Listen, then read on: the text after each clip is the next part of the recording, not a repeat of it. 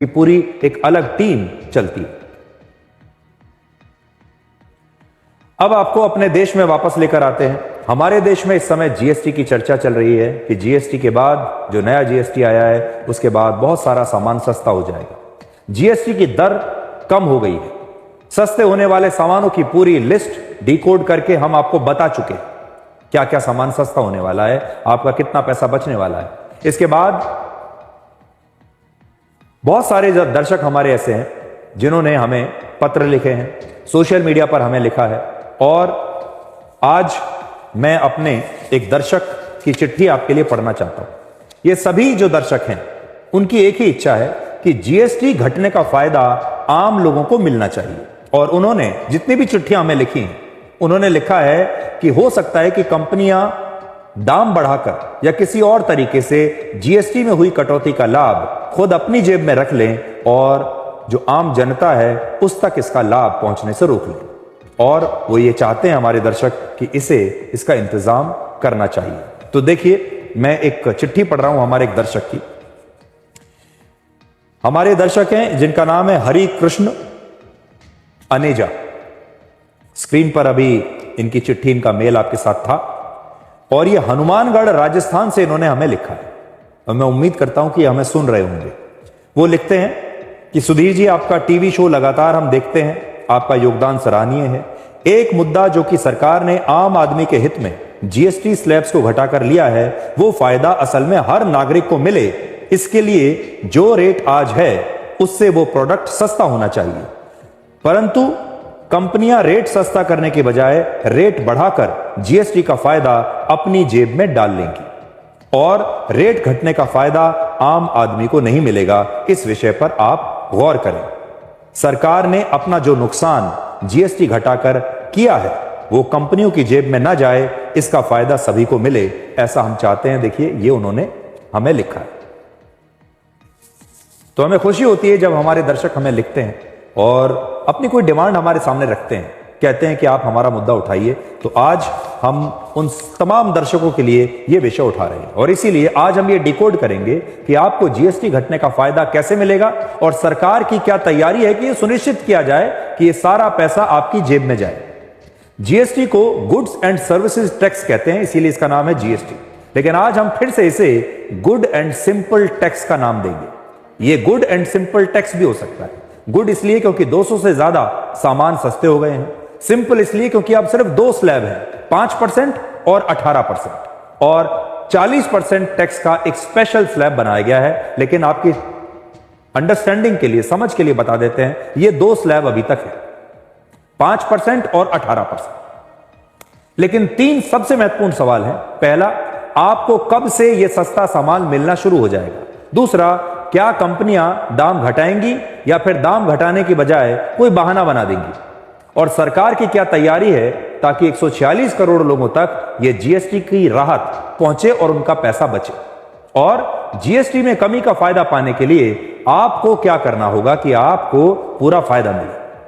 तो देखिए, नया टैक्स स्लैब 22 सितंबर यानी नवरात्र के पहले दिन से लागू हो जाएगा। यह डेट याद रख लीजिए, 22 सितंबर। नवरात्र के पहले दिन जब मां दुर्गा घर आएंगी तो आपके लिए अपने साथ समृद्धि भी लेकर आएंगे। बहुत सारे सामान ऐसे हैं जो 22 या 23 सितंबर से सस्ते मिलने शुरू हो जाएंगे। खासतौर पर ऐसे सामान जिनकी शेल्फ लाइफ कम होती है और जिनका इस्तेमाल 2-3 दिनों में ही करना होता है, जैसे खाने पीने का जो सामान होता है, जैसे पनीर हो गया, या जो पैकेज्ड मिल्क होता है वो, या इस प्रकार का जितना भी जो सामान है जो लगातार 2 या 3 दिन में नया आता रहता है, उनके दाम 22 या 23 सितंबर से सस्ते हो सकते हैं। 22 सितंबर के बाद जैसे जैसे किसी भी सामान का नया स्टॉक बाजार में आएगा, उसकी कीमत घटती जाएगी। सामानों की कीमत कम करने की जिम्मेदारी, सबसे पहली जिम्मेदारी है उन कंपनियों की जो इसे बनाती है। हमारे देश में अक्सर ऐसा होता है कि सरकार कीमत घटा देती है, लेकिन इसका फायदा लोगों को तब भी नहीं मिलता। जैसे आरबीआई यानी रिजर्व बैंक ऑफ इंडिया बार बार ब्याज दरों में कटौती करता है ताकि होम लोन या कार लोन सस्ते हो जाएं, आपकी ईएमआई कम हो जाए। लेकिन अक्सर बैंकों पर आरोप लगता रहता है कि वो इसका फायदा ग्राहकों तक नहीं पहुंचाते। इस बार सरकार 22 सितंबर के बाद बिकने वाले सामानों पर कड़ी नजर रखेगी। सरकार जांच करेगी कि दाम वाकई में बाजार में घटे हैं या नहीं। इसके लिए पुरानी रेट लिस्ट और नई रेट लिस्ट की तुलना सरकार कर सकती है। वित्त मंत्रालय दूसरे मंत्रालयों के साथ मिलकर इस पर काम कर रहा है। बीजेपी ने अपने सभी सांसदों और विधायकों को निर्देश दिया है कि वो अपने संसदीय और विधानसभा क्षेत्रों में जाकर देखें कि जनता को अब सस्ता सामान मिल रहा है या नहीं, सामान वाकई सस्ता हुआ भी है या नहीं हुआ। और देखिए, कोई भी सांसद या चुना हुआ प्रतिनिधि, उसकी पहली यह जिम्मेदारी है कि वो अपने क्षेत्र में जाकर देखे कि लोगों को फायदा पहुंचा या नहीं। जीएसटी घटने का फायदा पाने के लिए आपको भी जागरूक होना होगा। आज हम आपको कुछ तरीके बताते हैं जिनसे आप भी जीएसटी घटने का फायदा उठा सकते हैं। 22 सितंबर के बाद जब भी कोई सामान आप खरीदें तो उसकी पैकिंग पर, उसके पैकेट पर उसकी मैन्युफैक्चरिंग डेट जरूर देखें कि यह कब बनी है।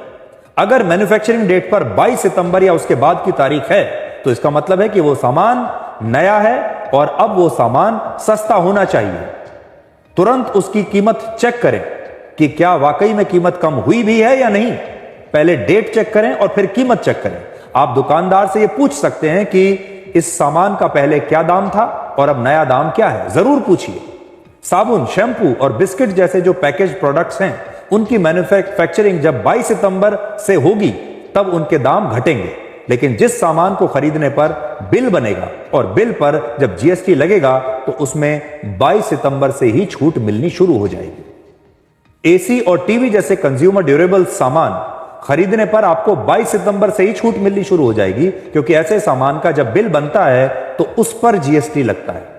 ऑनलाइन शॉपिंग में भी बिल पर जीएसटी और मैन्युफैक्चरिंग डेट को जरूर ध्यान से देखें। कार और बाइक खरीदने से पहले 3 बातें जरूर पूछें।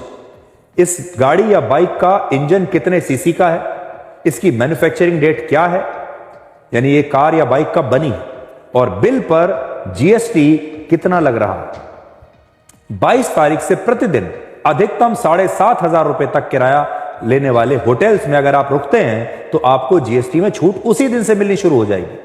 आप बिल में यह जरूर देखें कि ये होटल वाला जो व्यक्ति है ये जीएसटी कितना वसूल रहा है, 5% है या नहीं। ऐसे होटल्स के कमरों पर जीएसटी अब 12% से घटकर 5% हो चुका है। इसलिए जब भी आप होटल में पेमेंट दें, जब जहां आप रुके हैं, तो जरूर देखें कि उसमें जीएसटी सही से वसूला गया हो। हमारे देश की जीडीपी में लगभग 61% योगदान आम लोगों की खपत का होता है। हमारे देश में ग्राहक को भगवान कहा जाता है, लेकिन कई बार ग्राहकों के साथ धोखाधड़ी भी होती है। इसलिए आज से ही आपको जागरूक होना है। 22 सितंबर से जब भी आप कोई भी सामान खरीदने के लिए बाजार जाएं तो यह सवाल जरूर पूछें कि यह सामान नए जीएसटी के बाद कितना सस्ता हुआ है और इस पर कितना जीएसटी लगा है। यह जरूर आप रट लीजिए इस सवाल को। आज हमारे देश में जीएसटी सुधार से एक त्योहार जैसा माहौल है। देश के 146 करोड़ लोग खुश हैं क्योंकि सबको फायदा हो रहा है, लेकिन कांग्रेस जीएसटी के जरिए बिहार के लोगों का अपमान कर रही है। प्रधानमंत्री मोदी का विरोध करते करते कांग्रेस ने अब सरकार के हर फैसले की आलोचना करने की आदत बना ली और अब वो जीएसटी की भी आलोचना कर रही है। ऐसा लगता है कि कांग्रेस पार्टी बिहार और बिहार के लोगों के अपमान का कोई मौका गंवाना नहीं चाहती और आज उन्होंने अपना तीसरा सेल्फ गोल किया है। अब आप देखिए, सरकार ने बीड़ी पर जीएसटी बढ़ा दिया है और बीड़ी पर जीएसटी घटने के फैसले पर, माफ कीजिएगा, उन्होंने घटा दिया है।